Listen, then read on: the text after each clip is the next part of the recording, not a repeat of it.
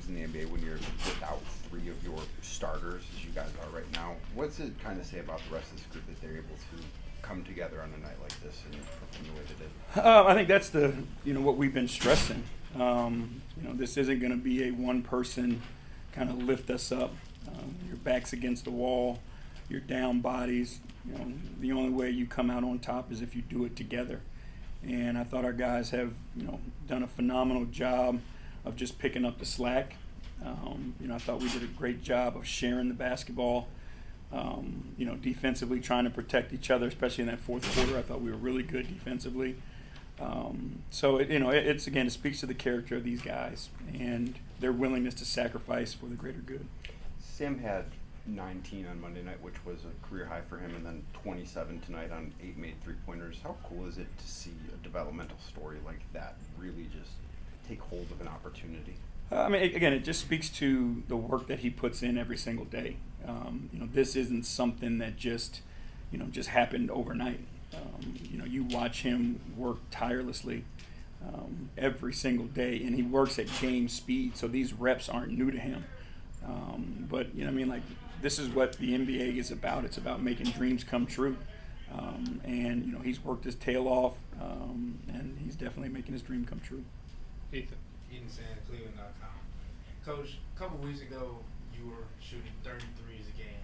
Now you're up to shooting 40 in the last couple, 50 tonight.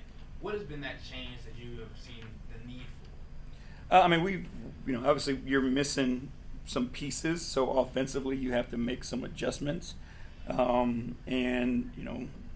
Playing, a little bit more of the analytics game and paying attention to, your shot types a little bit more, understanding the value of the three-point shot, and obviously the guys that are taking them and how we're creating them. They're not a lot of just one-on-one pull-ups. It's a lot of ball movement and sharing the game and creating for one another. 34 assists on 45 made field goals is big time. And, that means everybody's involved. That means everybody's sharing it. You look at it, everybody who played had an assist. Again, that's kind of what we need to do, and the guys are taking to it. And you're talking about Craig Porter Jr. being ready. Stepping up for Donovan tonight because of the illness. What have you seen from him, especially tonight with being on triple-double watch? He's just, really, really mature and understands the game at a high level. And he does things that, most guards, typically can't do.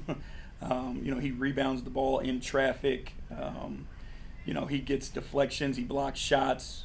He just plays much bigger than his size. So, but again, it's a poise and understanding of who he is, and then going out and playing with confidence and his teammates' trust. Sam.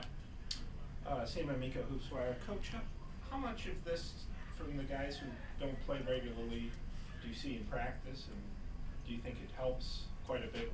Yeah, we know we have depth. We just have worked to get to it, and obviously the injuries kind of force your hand a little bit. But you know who these guys are. And I give our front office a ton of credit for being able to find diamonds in the rough, so to speak. To be able to find the Dean Wades of the worlds, the Sams of the worlds, the Craig Porters of the world, where they weren't highly touted or drafted even, but understanding their talent level and going out and getting them on a deal. Spencer Davies, Cavs Insider. How important is it? I know you guys shot that many threes, but it's easy to kind of fall into that game sometimes. How important was it for Karras to establish that paint presence again there in the fourth, especially when things started to get tight? That was our goal. Our goal was, again, to focus on shot quality and efficiency. And we talked about it, before the game, that we wanted to be aggressive to the rim, and find the threes when we could. And I think, at the end of the game, when the game's on the line, you have to be attack-minded, and you can't settle for, what might be first. And I thought Karras did a great job of attacking the paint and putting pressure on the rim, drawing fouls and scoring for us. And then going back to Craig, you were talking about his rebounding in traffic. It's not often you see that, and you see him leading the game in blocks. Can you just speak to the uniqueness of that? It is. It's odd. He did it in college. He did it in junior college. It's his history. He's got a uncanny ability to just find the ball. You know, a lot of times people think they've beat him, and you know, somehow, some way, he's there to challenge it, contest it, and block it. So it's extremely unique, and it's something you don't see often, but you know, it works, and it's something that's continued to work, you know, at all levels he's played. Chris. Hey, JB. What's up, Chris? We've seen improbable stories in the NBA throughout the course of history. How do you explain what we're seeing from Sam right now? I mean, it's the work, and it's the preparation. You know, it's a guy who is so committed to being successful that, you know, there are no excuses and no reasons why not. I mean, and it's rewarding to see a guy who, you know, puts in that time, and you know, you think about, you know, all of us, right? Your dreams and what your commitment level is to your dream, and he exceeds that because he wants it so bad that he's willing to do whatever it takes at any hour of the day and at any lengths to make it happen. And you know what I mean, like, that's the great part about the NBA. Is being able to participate in those moments and witness it firsthand. But again, it comes down to his work, his grit, his desire, you know, and it's just an awesome story. What were your conversations with him like early in the season when he wasn't getting the opportunities that he wanted to get? I mean, he and I sat down. He actually, you know, reached out and wanted to have a conversation about, you know, just what he can be doing to continue to prepare himself for his moment. You know, and our conversation was that his time was going to come, and you know, that we believed in him and his talent. And it just so happened it was right after a game where he was scheduled to play, but one of his teammates got hot, and so the rotation kind of shifted because one of the guys was going.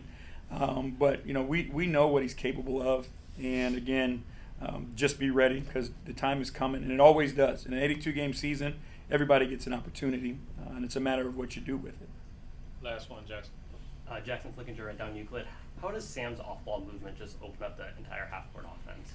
I mean, it takes eyes off of whatever's happening where the ball is, you know, and it's getting to a point where it's not just 4 eyes. You know, sometimes it's 6 to 8 eyes, and then, you know, guys are so concerned that slips happen. You get easy opportunities at the rim. Now, a guy with the ball can drive and attack and play in space, and it's a one-on-one situation.